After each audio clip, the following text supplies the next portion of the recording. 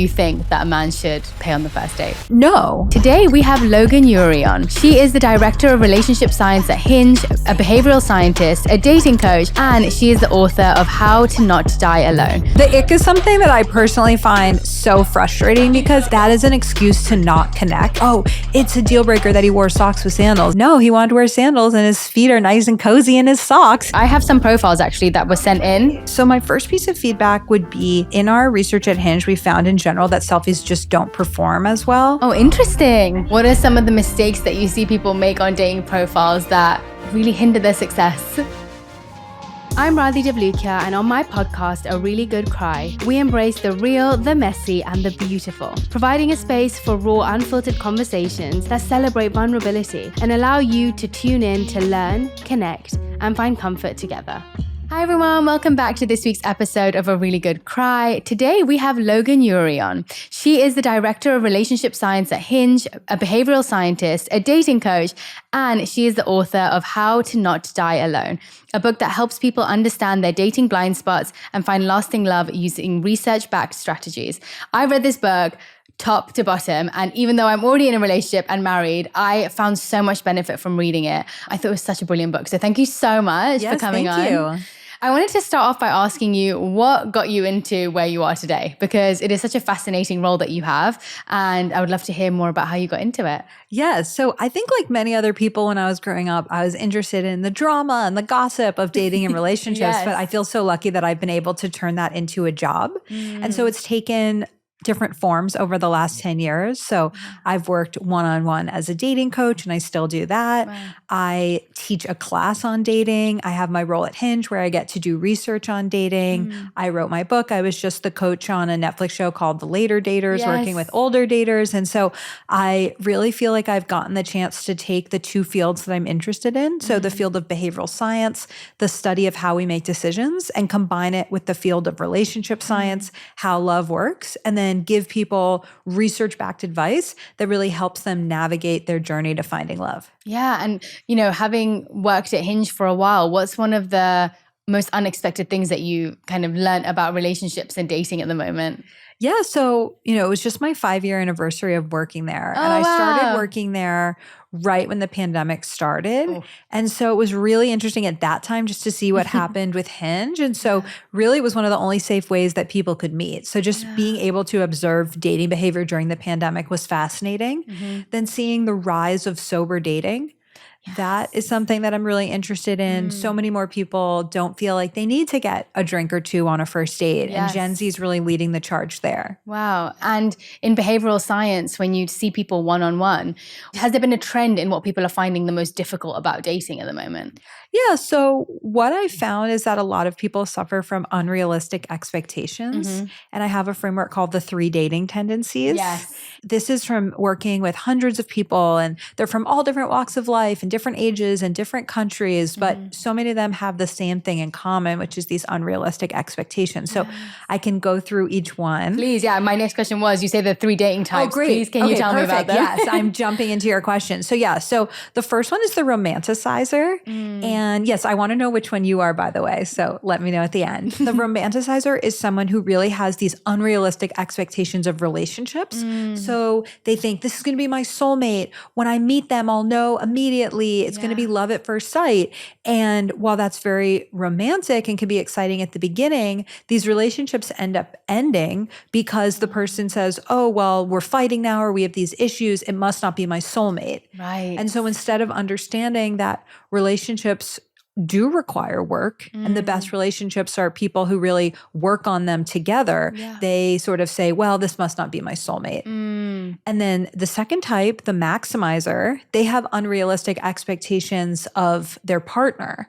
So this is the person who's constantly searching for the perfect person and always wants to find someone better, and comes to my office and says, the looks of this girl with the ambition of this girl with the height of this girl, just go find them for me. And they're so focused on, if I find the perfect person, then I'll have the perfect relationship, instead of understanding really that they can choose someone great and then build that relationship relationship together. They don't need to keep searching for perfection. Yes. And then the third one is the hesitator, and they have unrealistic expectations of themselves. And so the hesitator is someone who's likely not even dating because they think, just not ready to date yet. I'm not lovable. If I go out on a date and I meet someone, well, I'm not the person I want to be yet. So I'm going to blow my shot. So they'll say, I want to lose weight. I want a more impressive job. I want to clean up my apartment. And there's constantly this goalpost that they're moving. And for them, really, the next activity is just to actually get out there and date and to set a deadline, set small goals that they can achieve, and really start dating. That's so interesting because when you were going through them and when I was reading the book, I felt like at different times in my life, I've been different ones. I've been the romanticizer before. I've been the maximizer before. And I've been the last one too. But I'd say, now I can't really relate to any of them because I'm with Jay. But I definitely have been one of those types throughout life. I think when I was really insecure, I was definitely the last one. Yeah. When when I started dating, I was probably the second one where I was like, but is this it? Is this not it? Am I supposed to find, these different qualities that I think I should be having in my life? And I've definitely been the first one where I've just thought, oh my gosh, when you're young and you see all these movies and you're like, oh, this is what love is supposed to be like. Or when you grow up with a dad who's also a great father figure and a husband, you're like, oh, my partner should be exactly like that. And I think I was that person. I would see my dad do all these things and I was like, oh, my husband should be able to do all the handyman work in the house. That's just what it should be like. That's so interesting. And Jay was not someone who did handyman work. And I do that now. But the ideas that you kind of collect through movies, through the people that you interact with, through the role models that you have in your life, they kind of shape who you kind of believe that you should be with before you even meet the person. Oh, yeah. I mean, that's something that I'm actively researching right now, kind of exactly what you said. I think that there has been an interesting shift where for many years there was kind of one expectation of what a guy should be like. Right. And it sounds like your dad was maybe this archetypal kind of masculine handyman, like big father figure type. And then men were kind of, their role was to be the provider or to make money for hundreds of years. And then now that women are making more money and getting more educated and more women are graduating from college than men, then that role really shifts. Yes. And you have men who are sort of saying, well, if I'm not the provider, what's my role? Exactly. And women saying, well, if he's not the provider, what is he bringing? Yes. And I think the answer is that people are relying on each other for emotional stability and connection and vulnerability, but it does really require kind of like an update to the system. And I feel like I want to hear you talk about that because I feel like it sounds like you had like a very kind of stereotypical dad and then a husband who's probably like one of the most emotionally intelligent people out there. Yeah, it was so interesting. Like my dad was definitely the provider, made sure that he was also at everything. Like if we had anything important at school, he was there. If my mum needed him to chop things in the kitchen, he'd chop things in the kitchen. So he was always there physically. But I think, something that generation of men, I'm just, generalizing. Right, of course, but kind of struggled with was the emotional part of it. Right. And especially from my culture, like Indian men are traditionally not people who are used to expressing their emotions. And so it was interesting because I'd see him show up and his mode of love was acts of service. Yeah. But when it came to like Valentine's Day or when it came to, maybe writing a card, he really struggled with that. And I would kind of go with him to buy the flowers for my mum and be like, give these to mum, And so, I think as he's grown older, he's become so much more open with his emotions and he has 3 women in the house, so he kind of has to be.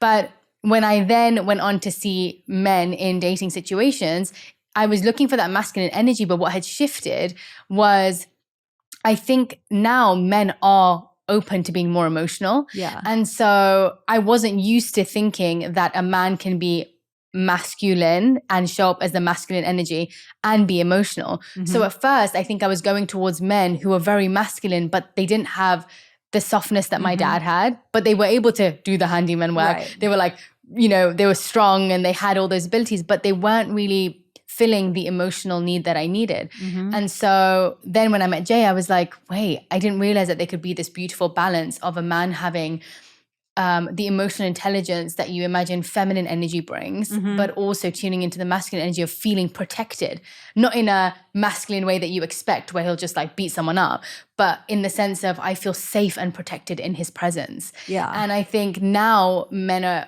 you're really being able to see that because they're happy to tune into their emotional part of themselves, but they also understand their role in being the protector and the safety of someone. Yeah, like too. what was that like for you? Like in the beginning, were you like, this feels different? It was like so different. I'm supposed to be the emotional one or the emotionally intelligent one. Yes, and it made me realize how emotionally intelligent I wasn't. Okay. Because and it was all to do with the work. It wasn't whether he was male or female. It was because he had actually put in time and effort to work through the traumas that he'd been through as a child, the things that he did or didn't want to be when it came to his mum or his dad, the things that he wanted to take on into his relationship or didn't. And actually, I'd say I was way less emotionally intelligent and less I was immature in my emotions because I had that stereotypical view. I wasn't allowing it to be what it was. I was constantly putting these expectations onto the relationship of what it should be. And then when I started observing him and how he was towards me, it started teaching me about what it actually means to be in a relationship where the emotions flow both ways. And so it was really weird for me at the beginning, for sure. I really had to settle into it, but it's almost like you can't not feel loved. And when you feel loved and cared for in the most authentic way, which is how I feel he is with me, you can't not settle into it. Like you can either run from it, which I definitely kept doing. I was like, no, this feels too much. Like, don't be so emotional. And I used to say that to him. I was like, oh God, I'm not used to you being this emotional. But then I realized it's such a beautiful part of it because he feels safe enough to do that with me. And I should see that as like such a compliment in our relationship rather than seeing it as something that's weak.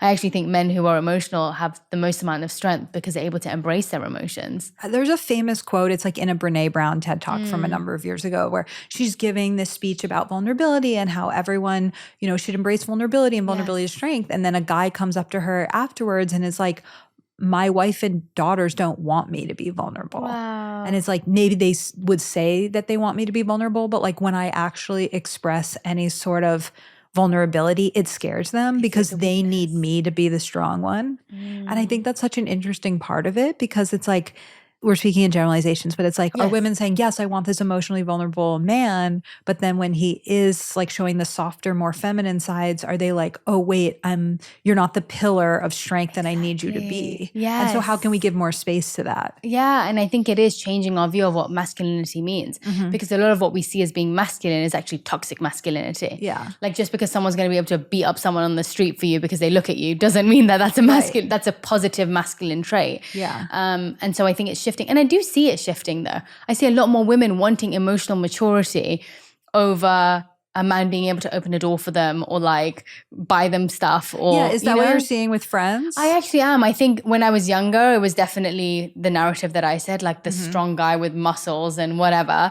And now as I see my friends who have gotten older, shifting through relationships and now seeking a partnership, they've completely shifted in the mindset. And they're like, I've been through all the men who don't have emotion, but they've got muscles and they can do all those things. That doesn't actually feed me in the way I need it to. So now they're shifting their perspective and what they want. Yeah, that's why I think this conversation is so interesting because I feel like oftentimes like we're taught to look for a certain thing, but then that's not actually what ends up being fulfilling to us. Yes. And I do think like even in the last 50 years, this had shifted so much because like basically only 50 years ago could women get a credit card in their own name. Like there's just all these ways in the United States, there's all these ways in which men just controlled like the whole economic system. And so like over 50 years through feminism and more women going to college and all of that, like women are catching up in many ways financially. So then you're just like, well, this equation of like, you take care of, the emotions and I'll be the provider, like that switching is just going to change things up. And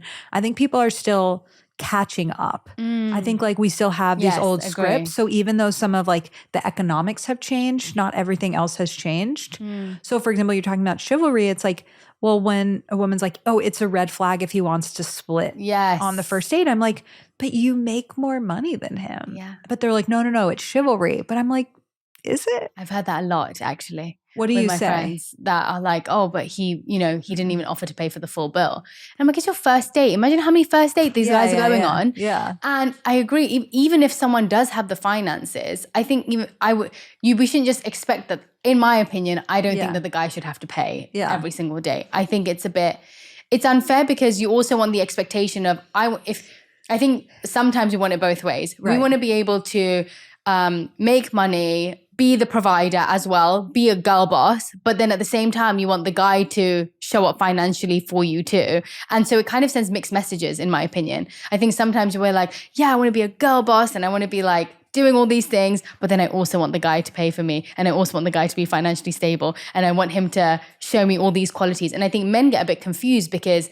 sometimes I know my guy friends have sometimes said, oh, if I end up offering to pay, I don't want them to think that I think I'm old school and that I'm not. So the split feels like equality in a sense. Right. And so I think there is definitely still confusion in that area. Yeah, no, everything you said is what I've seen in the research. And it's so interesting because, first of all, I do understand certain things like women might spend more money, like getting ready for a date, or maybe they do make less money. But I think there are situations where, you know, roughly based on people's jobs, they'll know like the woman makes more, but it still feels like, oh, it's a green flag if he pays or offers to pay. Yes. And yeah, I think that we just as a culture need to have conversations around that, which is like, there's so many other ways for a person to express green flags. Like what about like asking you great questions, picking a date spot that's convenient, really listening to you, following up and saying, hey, how was that big meeting? Like, I just feel like there's so many ways to be supported than just like who pays for the drinks. And I understand maybe you say, oh, I don't like to split it. One person pays for the first date, one person pays for the second, or I got this round, you got that round. Like I understand we still want it to be romantic and not transactional, but I just feel like there's certain ways in which we need to catch up to this moment. Yes, and not base it purely on that. Wait, so I need to ask you, do you think that a man should pay on the first date? No, I don't think that there's a rule around it. Like, you know, I'm married. It has been a while since I've been on a first date, but I think that if someone offers, I would definitely offer to split it. Exactly. And that if they said no, you know, I would say, okay, I've got the next one. I do think the like, I'll pay for one round of drinks, you pay for the other can be nice. Like if you can coordinate it. I think the most important thing is that like, you know, I have been talking to some men about it. And they're like, I like paying for the first date. If that's how they feel, I'm not going to like fight them for the bill. Like, it's not like so important to me that I would need to make that statement. It's more that like, as a society, I would like to move away from the idea that like what this person can offer you is money. And if they can't offer it, then why are you there? And instead be like, hey, like you're the girl boss. You make a lot of money. That is so cool. You are so empowered. Like you have this career that you fought for and you're earning money. Maybe you don't need to have someone else be the provider. That's what you bring to the table in addition to other things. So what else are you looking for in a partner? And it's like by lowering the importance of the other person being a provider, you would also raise your expectations for things like emotional vulnerability, splitting household chores, things like that.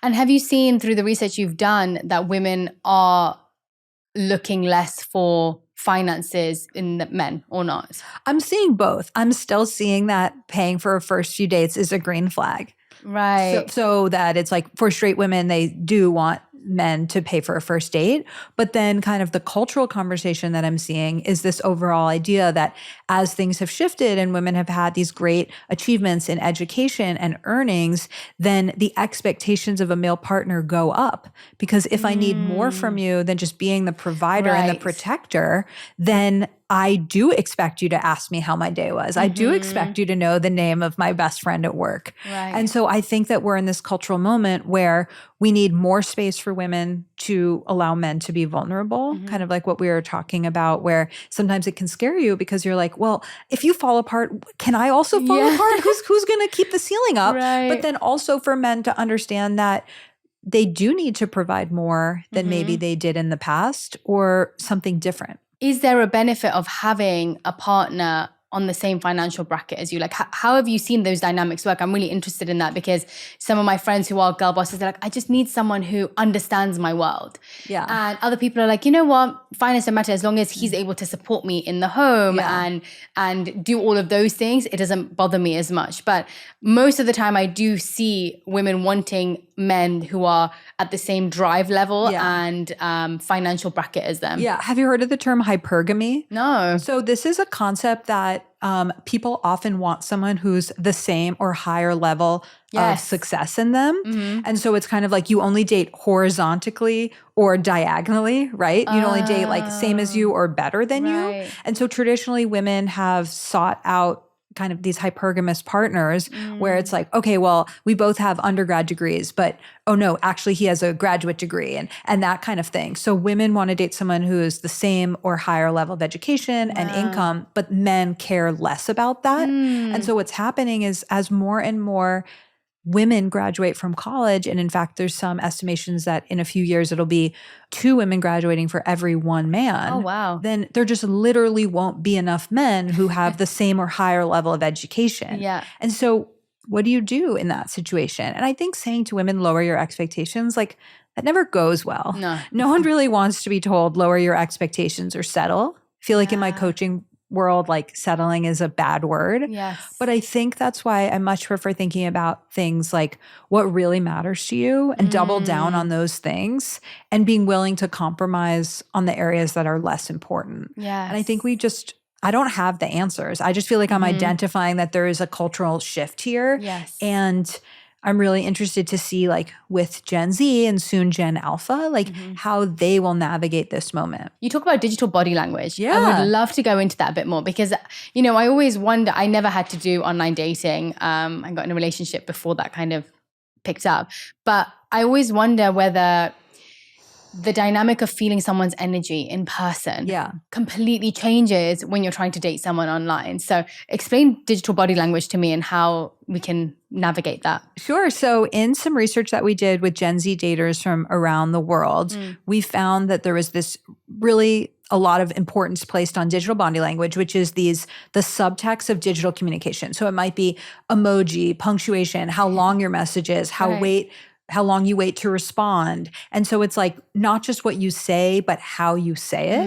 And we were hearing from so many daters that someone's digital body language or DBL is a major sign for them as to whether someone's interested. Right. So for example, if somebody sends back one-word responses or doesn't ask any questions or doesn't seem to want to meet up, you're going to read between the lines that that person's not interested in you. Right. And so it's really important for daters to have good digital body language because they may be inadvertently giving across the message that they're not interested when they are. How far should someone go from messaging to speaking on the phone to actually meeting up in person when they're dating on an app? So what we found is that 3 days of chatting is actually the sweet spot in terms of messaging to setting up a date. Yes. And I really think of a date as it could be a FaceTime, it could be a phone call, or it could be meeting up in person. Kind of to what you were talking about in terms of gauging someone's energy. I agree that you really do need to hear their voice and maybe be around them to do that. So I don't think that the dating app is where romance and courtship should happen. I think it's like the modern matchmaker that's like, hey, you two seem to have some things in common. Go chat. And then those two people are like, let's get out of here and meet up in person. And then on that date, you'll see, do you like the way they move their hands when they talk? Do you like the sound of their voice? Do you have chemistry? And so I think it's less about becoming pen pals and chatting for weeks and then deciding to meet up. And like really probably before you're even ready, getting onto that date and seeing, is this the kind of person I want to see again?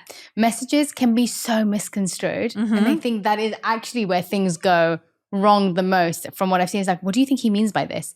And why do you think he didn't message me? And the reading in between the lines is what drives most people crazy. Totally. It's like because you don't know them well enough, they send, for me, doing emojis is very normal. For someone else, it might not be. So they may never have used the emoji in their whole entire life. And so for them saying yes, full stop, is like a really pleasant way of speaking. For me, it'd be like, yes, XXX, heart, whatever. Right. And so for me messaging like that, they might be like, whoa, this girl is eager.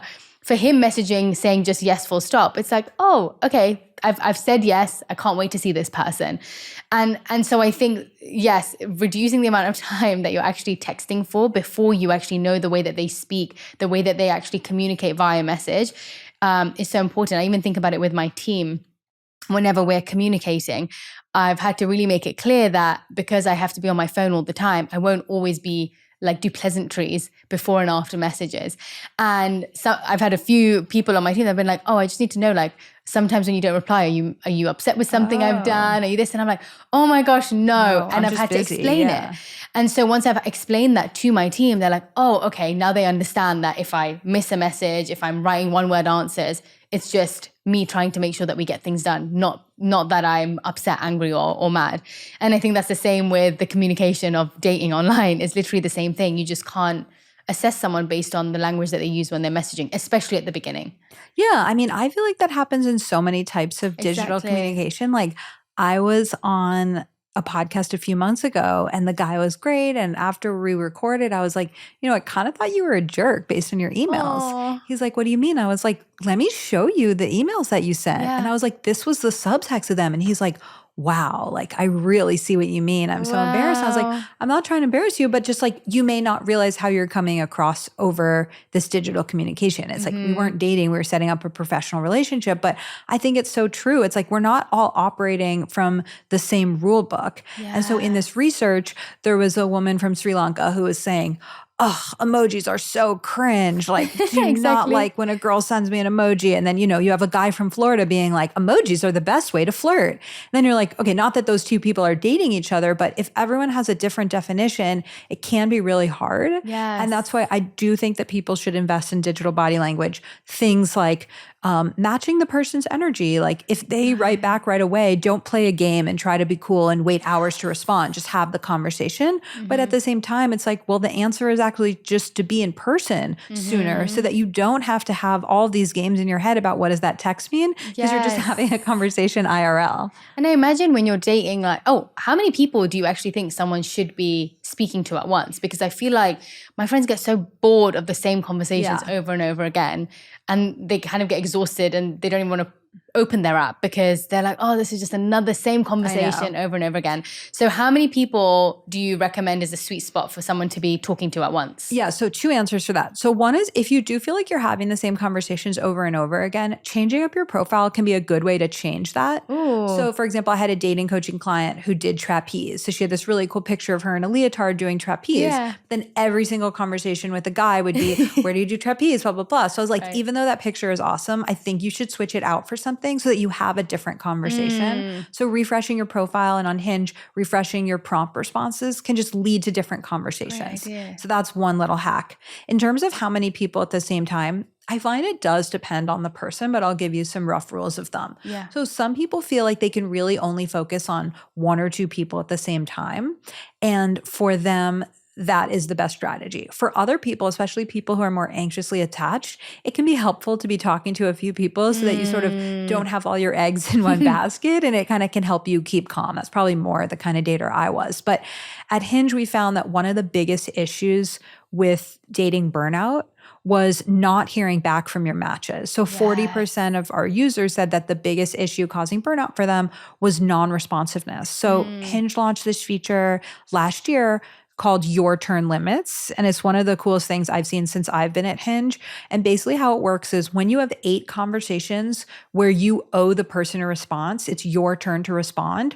You can't match with more people until you respond or close out those conversations. And I love it because kind of going back to behavioral science, it's kind of like using this nudge. It's saying, we want to create the behavior of people responding to each other because that's how you go on dates and that's how you feel more valued and more connected.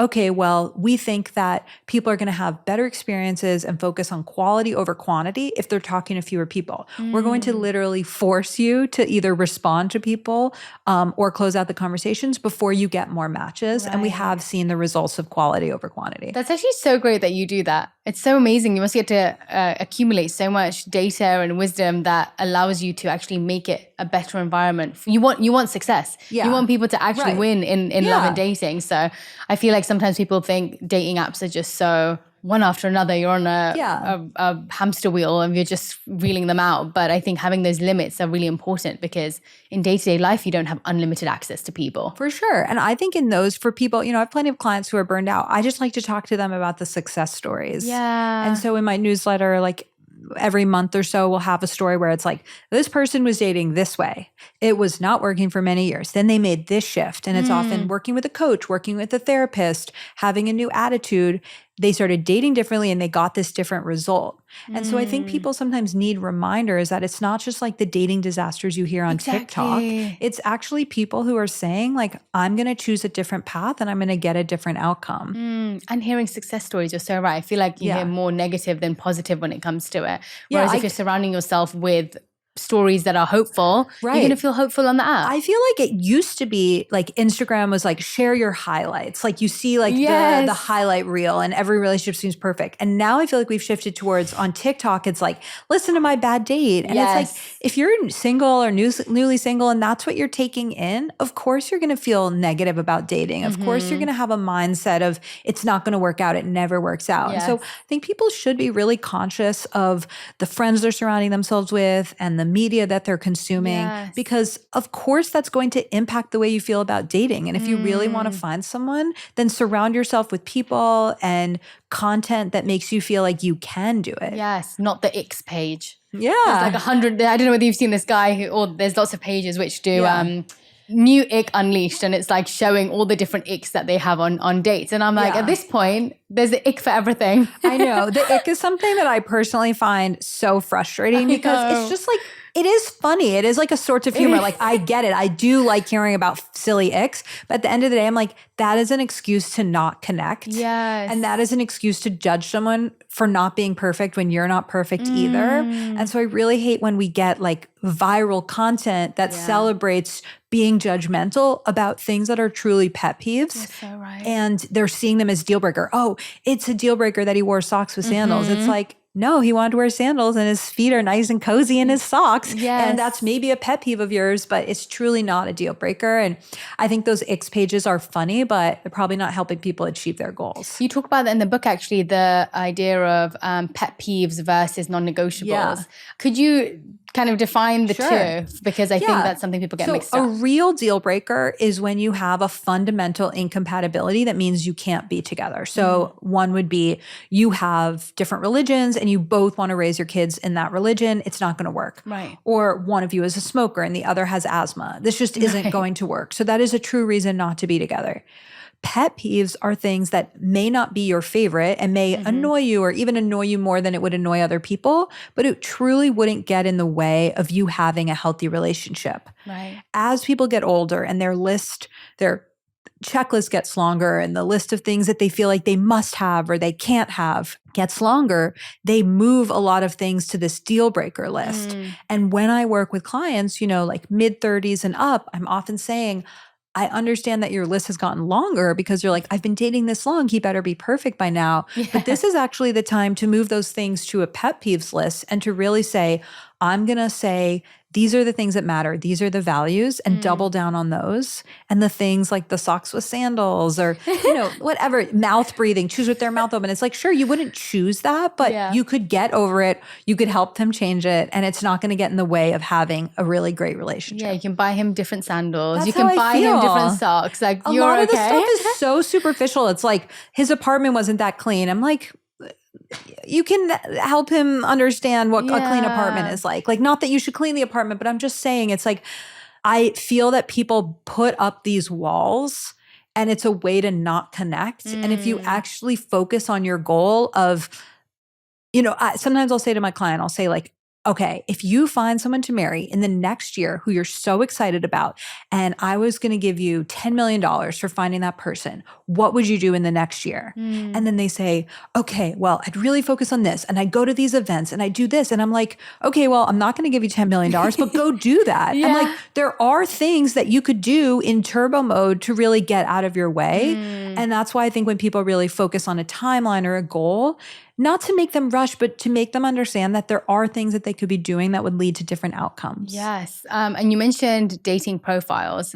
What are some of the mistakes that you see people make on dating profiles that really hinder their success? Yeah. So at Hinge, we've done an incredible amount of research into what makes a great profile. Yes. So I have some of this in my book, but I actually have updated information now based on the last 5 years at Hinge. So the most important thing is just a really good headshot. People need to see for the first photo what you look like. Yes. That's the whole point. So don't have a group photo or something with glasses or far away. Just a clear, well-lit headshot. But like a headshot, like a work not headshot? A professional one. I say that, but I just am looking for a word that means like, somewhat cropped of your face, clear, no sunglasses, no filters. It's not artsy. You're not in shadow, something like that, like well lit.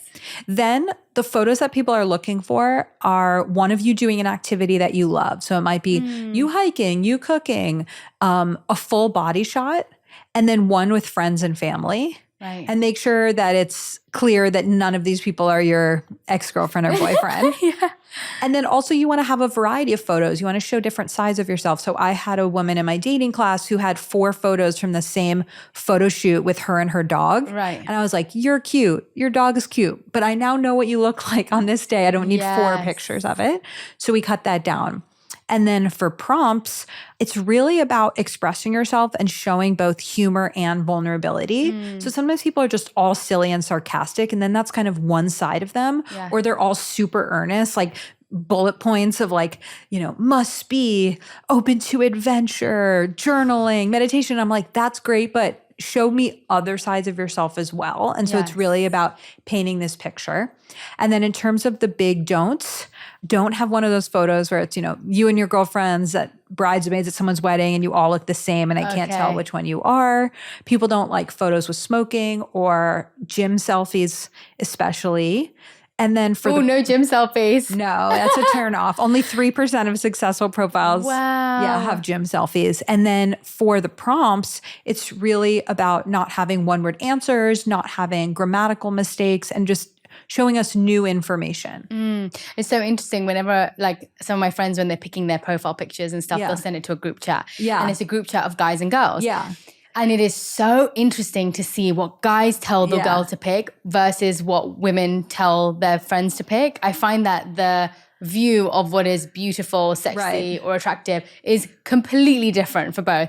The men are like, oh yeah, show a bit of skin, but not too much skin. Yeah. The girls are either like, yeah, you should show off your body and like be really like confident in the way that you're showing off yourself. But I find that the pictures that men and women choose are so different. So when you're seeking advice about profile pictures, do you ask guys because that's who you're trying to attract, or do you ask your girls because they'll have the same kind of mindset as you? Yeah, I've found the same thing that you found in your group chat. So in my class, we actually have people post photos and then they get feedback from the coaches in the class. There's like an image expert who's like one of the coaches, and then from men and women in the class. But you're right. It's like oftentimes women will be like, you look so pretty there. I love your dress. And then a guy will be like, you look hot here. Yes. And I don't have the perfect answer. I think it's like, a deeper thing around like the male gaze. It's like, do you, we're talking about straight dating, but it's like, are you trying to get the photo that most men will respond to? Are you trying to get the photo where you feel like you look the most like yourself? Yes. And I think that that's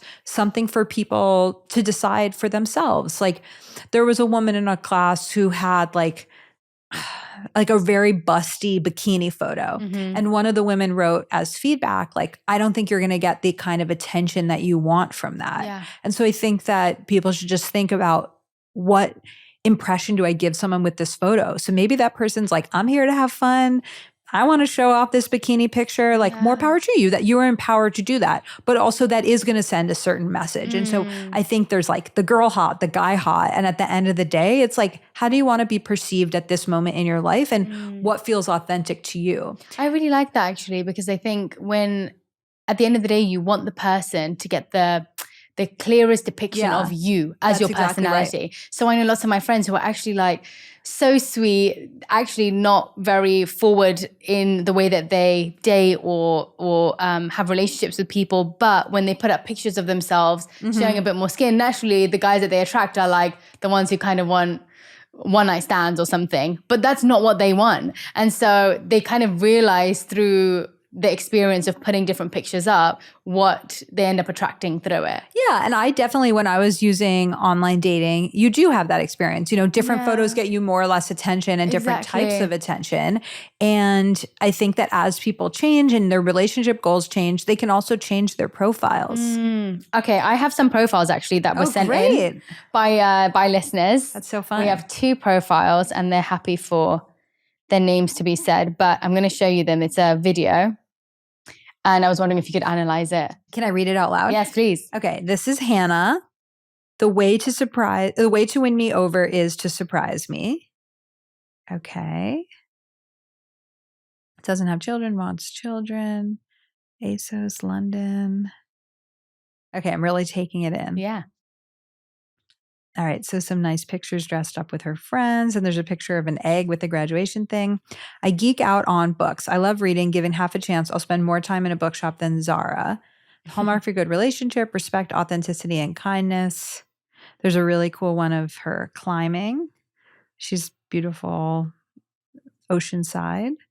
Okay, so my first piece of feedback would be I feel like for the prompts, it's possible to just add more. Like the way to win me over is to surprise me. So I really like to have prompt responses that include a hook. So a hook is something that people can immediately respond to. And so the easiest hook is often a question, but it could also be a hot take. So the way to win me over is to surprise me. What's the best surprise you've ever done for someone else? Or what's the best gift you've ever given? Or she could just, completely change it. The way to win me over is listen to me when I talk about work and ask me follow-up questions or something like that. So I would say like to surprise me, I think that there's just not enough there for somebody to follow up on, especially for the first prompt, which is often like what people respond to.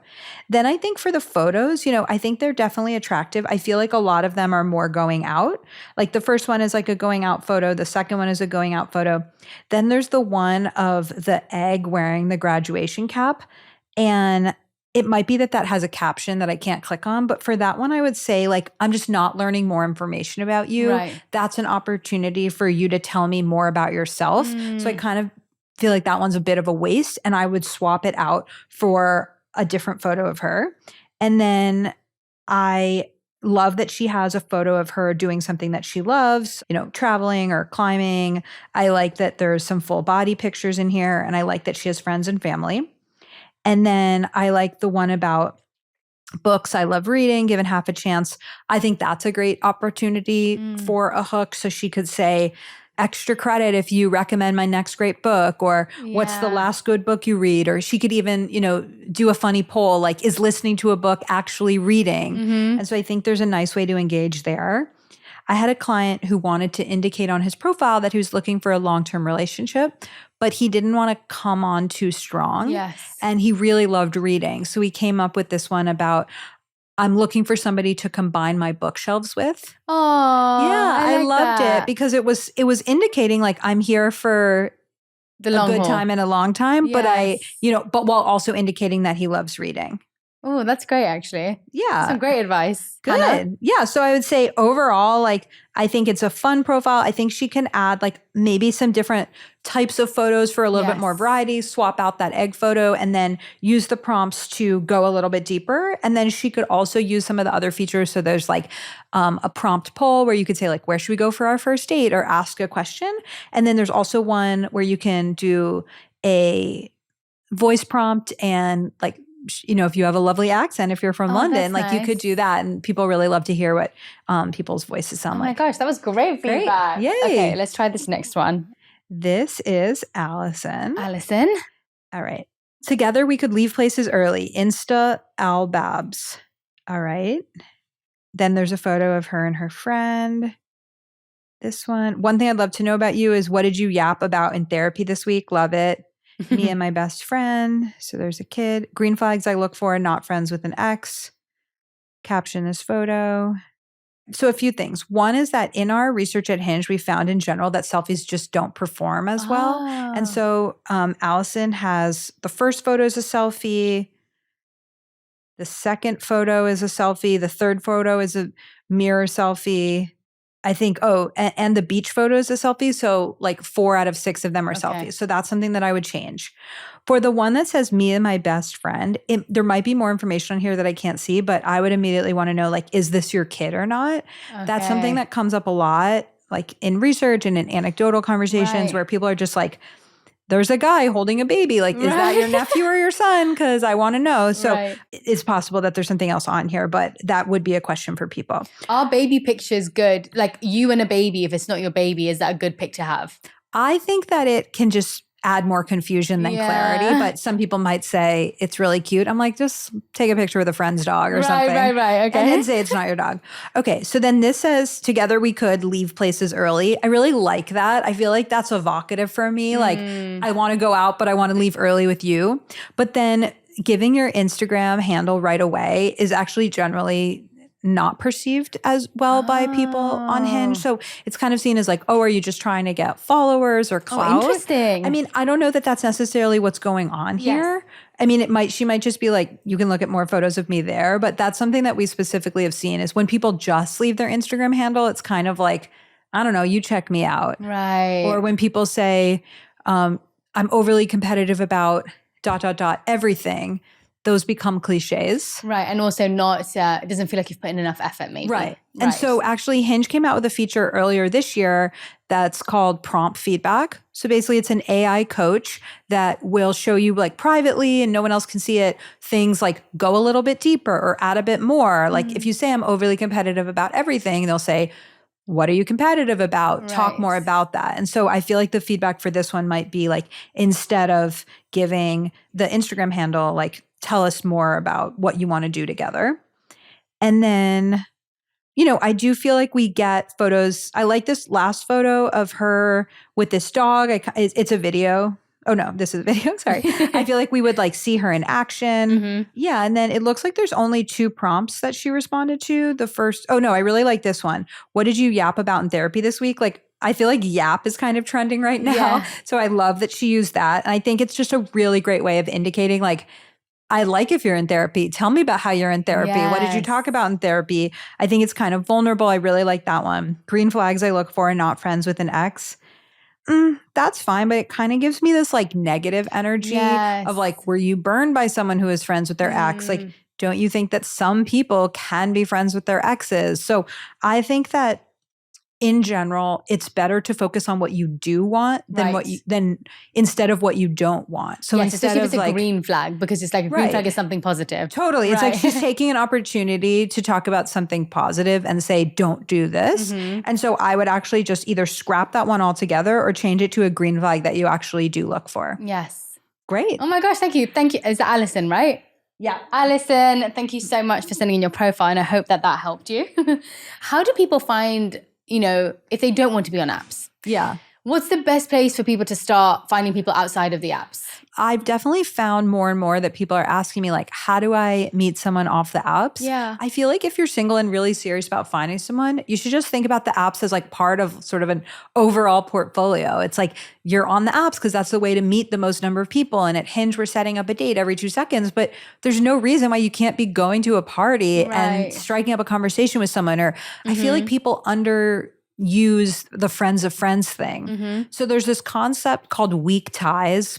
Professor Adam Grant talks about this a lot, where it's like, you probably are going to get your next job through a weak tie, someone who's an acquaintance and or a friend of a friend, because your friends have the same information you do. They know the people you do. They know the jobs that are available that you do. But the friends of friends have an extended network.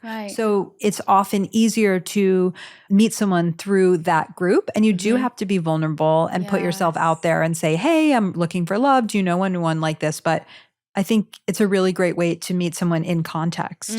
I agree. I remember hearing this, the theory of, you know, if you're sitting at home and you're waiting for someone to come and find you, that's like a 0% chance of you actually meeting someone. And then the more events that you say yes to, the probability of you meeting people increases. The more that you go to friends' birthdays or go out to buy your groceries instead of ordering them in, like go out to a restaurant instead of ordering in, it just completely changes the probability of you meeting someone. And it might not be the person, but it'll be the person that could link you to the person.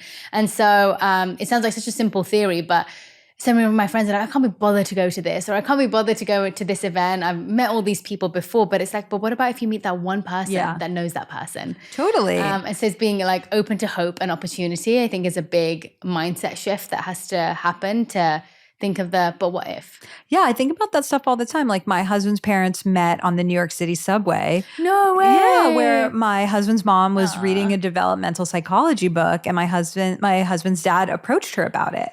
And it's like, that just wouldn't have happened nowadays because they would have both had AirPods in, or she would have been reading on a device, or it would be seen as creepy to talk to a stranger. And so I think we just all need to really work on this muscle. And if it means that the only time you talk to a stranger is when they're super attractive and you're interested in them, that's not how to build the muscle, because you won't be good at it and you'll be nervous.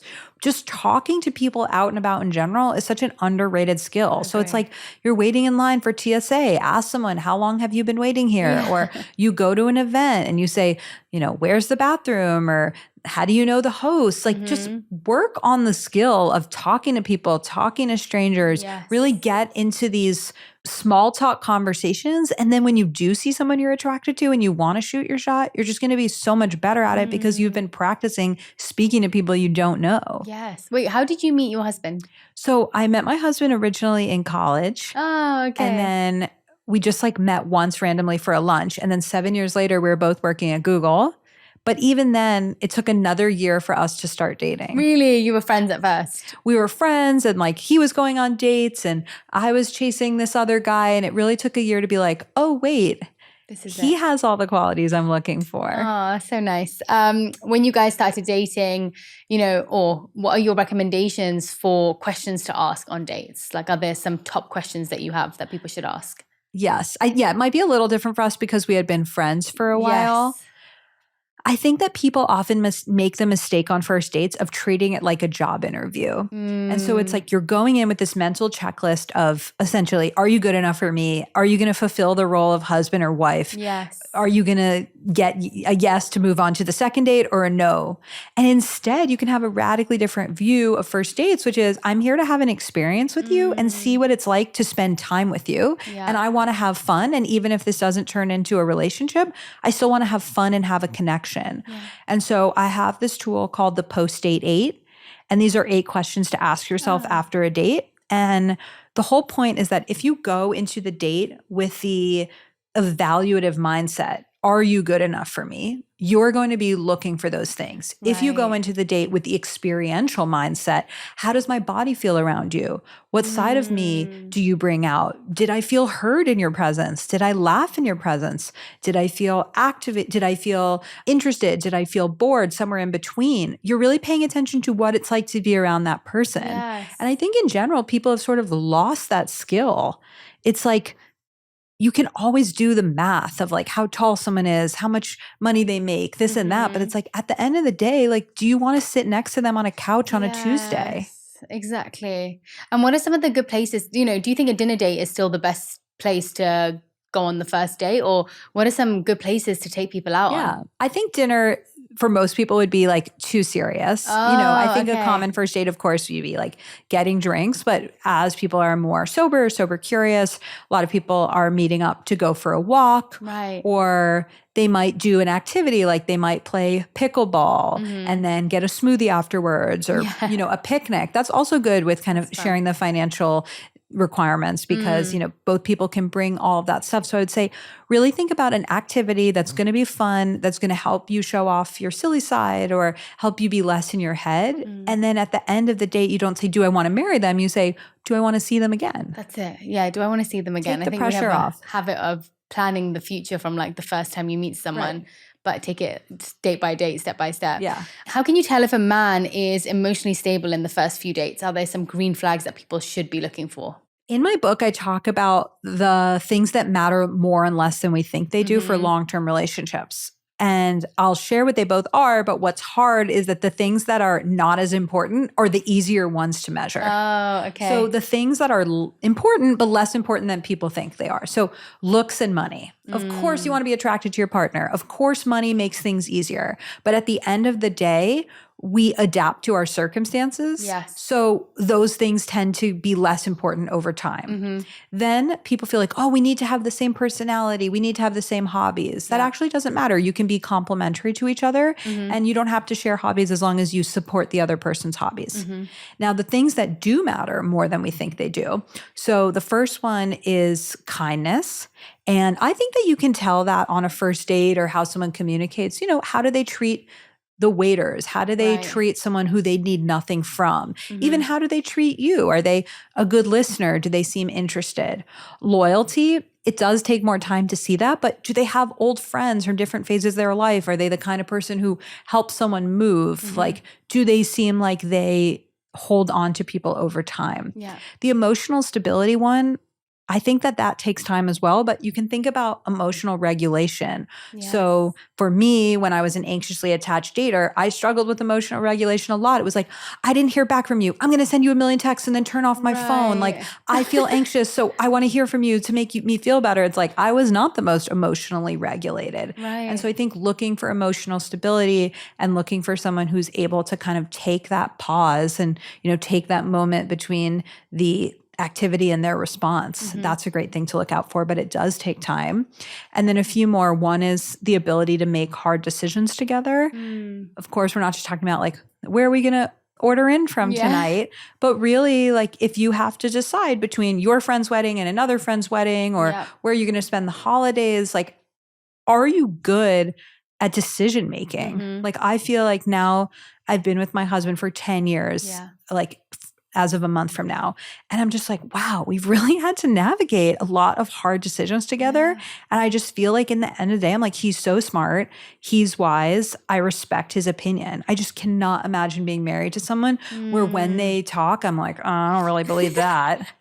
I mean, how do you feel about that? Yeah, I think I definitely trust in his ability to take me into consideration when we're making decisions. That's a good one.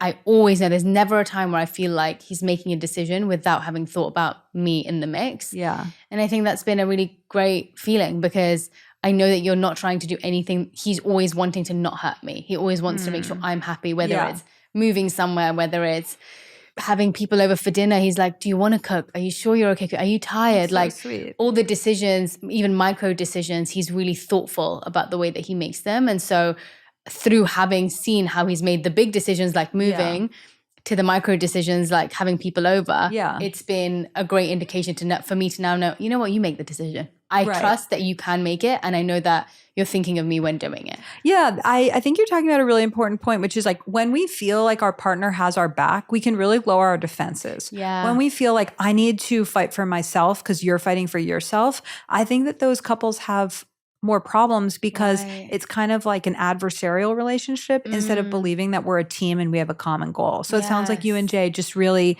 you feel very safe and protected by the fact that he's always considering you. Yes, exactly. Do you always, okay, so you've had a first date. I think people struggle to know whether they should go on a second date if they're unsure about the person. What's your opinion on second dates? So when I wrote my book, I said that the second date should be the default. And that was really influenced by this idea of defaults, that in general, we can get people to take different behavior by just saying, instead of deciding every time, just make a rule. And so it's like when you make the default that people are organ donors versus that they're not organ donors, well, it really impacts the percentage of people in your population that are organ donors. So anyway, that was my thinking. Since the book came out, I feel like that's the one part of the book that I have gotten less passionate about because I feel like if you truly did not enjoy the date and you're a busy person and you're like, I felt 0% interested in them, it's not going to go from 0% to connection. Right. So I don't think people need to make the second date the default. Instead, I recommend that they ask themselves those post-date 8 questions after each one. And what you're looking for is if it's someone where you feel somewhat interested in them, but not head over heels, do it after the first date, see them again. Do it after the second date. Are you finding yourself more interested in them? Did you have an even better time? Because some of the best people out there are these slow burn people that you like more and more each time. Like I feel like my husband, by the time that we started dating, we'd known each other technically for 8 years. It's like he got better over time. And so you need the post-date 8 to sort of see the trend. But if you're 0% interested in someone, like I think you can call it. Don't waste your time. Okay, good to know. I have questions from people that sent some questions in. Lots of people, I mean, most people are looking for a spark. They want that chemistry. They want those butterflies in their stomach. And in your book, you say, F the spark. Right. So I would love to pick your brain on that. Yeah. So we all know what the spark is, right? It's that feeling of chemistry and butterflies, and it feels great. And the spark is real. I definitely meet people and feel the spark. So I'm not saying that it's always a bad thing or that it doesn't exist. What I am saying is that people have become too focused on it as the indicator for whether or not they should see someone again. So I hear people that go on dates and say, she was lovely. We actually had a lot in common. I'm just not going to see her again. Why? We didn't have the spark. I didn't feel the spark. And so there's 3 myths of the spark. The first one is that if it's meant to be with this person, you're going to have instant chemistry. And that's not true. Oftentimes, chemistry can build over time. Only 11% of people say that they feel love at first sight. So just because you didn't feel it exactly when you met them doesn't mean that by the end of the date, when they're talking about their family and they really light up, that you won't feel it. The second myth is that if you feel the spark, it's a good thing. And we also know that that's not always true. Sometimes people are just very sparky. They give that feeling to everyone. I think you might be married to someone very sparky. And so it doesn't mean it's a bad thing, but it means be aware that that might be more about who the person is than the dynamic between the two of you.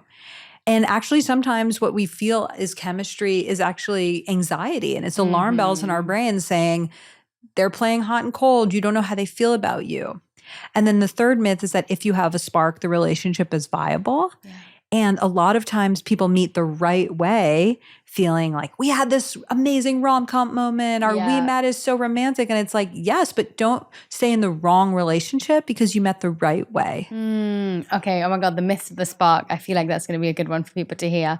Oh, okay. When someone is seeing other people, how long should you be dating someone for while they're also seeing other people? Like when's time to say, okay, it's time for us to be exclusive? Yeah. So the what are we talk or the define the relationship talk, I think it can depend on what your goals are. So for some people, they're saying, I'm okay with us dating other people, but if we're going to have sex, I want to know that we're sexually exclusive. Or I want to know that we're exclusively dating, but I don't need labels. So I think that the first step is for someone to figure out on their own, what are they looking for at this stage in their life? And then talk to their person and see if they're on the same page. Also to share from a place of, hey, like, I'm ready to delete Hinge. What about you? And the other person might say, no, I'm not there yet. And then you get to decide, well, I can keep dating them or I can keep waiting or not. And so I think people often delay that conversation because they're afraid about the answer they're going to get. But instead, you should try to get the data that you need. Yes. Prom date versus life partner.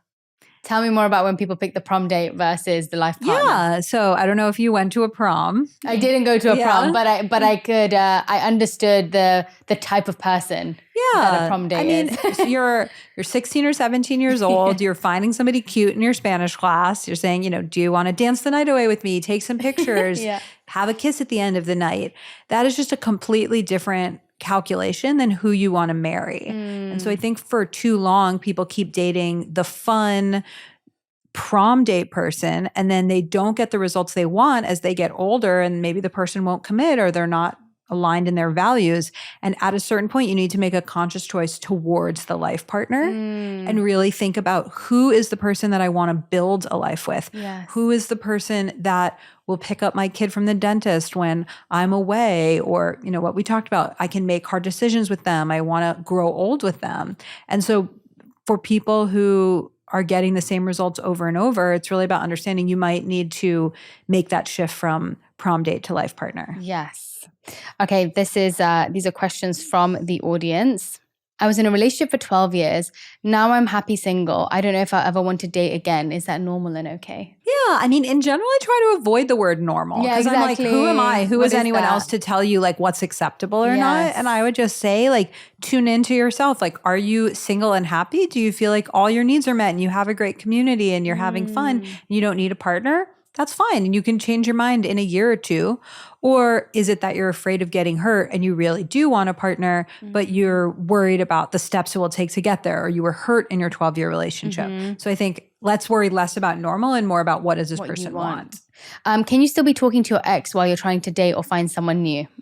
In general, I think speaking to your ex can be really distracting. If you're someone who's, divorced and you have kids together, like obviously there's nuance there and you have to be in touch with them. But in general, the research shows that when you communicate with an ex, or especially when you have sex with an ex, it can be really hard for you to move on. And you might think, well, I'm like still chatting with them, but I'm also moving forward. But research shows that it's much easier to make a decision about kind of the next stage when you're not still looking back at past options. It makes sense. What do you do if he doesn't text you after your date? This one's hard. I feel like people ask me about texting all the time, and some of it is digital body language. So I would say, can you text them? Can you just say, hey, thanks so much. That was a great time. Or here's a meme, that's relevant to what we talked about. It sounds like this person is sort of saying, I want them to reach out first. So I might have that person explore like, can you reach out first? Right. But then kind of going deeper on the question, I might think about, well, do you feel like you're putting all the effort in? And if you stop putting in effort, then they wouldn't put effort in. And so maybe just pay attention to, is this person matching your interest and momentum? Yes. Do opposites attract? This is funny. When I set out to write my book, I made a list of all of these things that people say about dating that seem to contradict each other. And I think one of the first ones I wrote was opposites attract, birds of a feather flock together. And I was like, you can just come up with any of these sayings that support anything. And I would say, sure, sometimes we like opposites. Like I would say my husband and I are extremely different. Yes. And in some ways that's really fun because I admire him. Like he's super disciplined. That's not something I'm as good at. And in other ways, it's frustrating because I'm like, why don't you want to talk about the Oscar winners for 20 minutes? Why are you not interested in some of the stuff I'm interested in? And so what I would say is like, focus less on opposites attract and focus more on the things that really matter, like shared vision for life, how that person makes you feel. Like that's what matters. Doesn't matter like if you're extroverted or introverted. Yes. How do I find love again after getting my heart broken by the person I thought I was going to marry? Oh, I know. I think part of this one is just acknowledging that it's really hard. Like rejection in any realm hurts, but I think especially rejection in romantic relationships where you can truly, well, I guess not if you're polyamorous, but like for people who are monogamous, you can only have one. So it's like you're choosing one partner and you're like, I choose you. And they say, I don't choose you back. So I think just acknowledging like how heartbreaking it is. There are activities that you can do to feel better after a breakup. So one is making a list of all the things that you can do again now that you couldn't do in your relationship, like these rediscover activities like, oh, well, he didn't like jazz, so I can go listen to jazz, or he never wanted to visit my family back in Michigan, whatever the thing is. You can also make a list of things about the person that annoyed you. It sounds silly, but these are techniques that have been proven to help people get over it. And then I think, you know, sometimes people say time heals all wounds, but instead I think we should update that to meaning heals all wounds. So put meaning behind it, saying, I really got my heart broken. I was really serious about this person. But at the end of the day, I wouldn't have wanted to be in a relationship with someone who didn't want to be in a relationship with me. Making meaning of it and saying it wasn't meant to be. And then thinking about what you do want. And when you feel ready, putting yourself out there again. Good advice. Is there really such thing as the one? Because I think I lost mine. I don't believe in the idea of the one. I think we could have love stories and life stories with many different people. Okay, good. So no, not the one. You'll have many the ones. Yeah.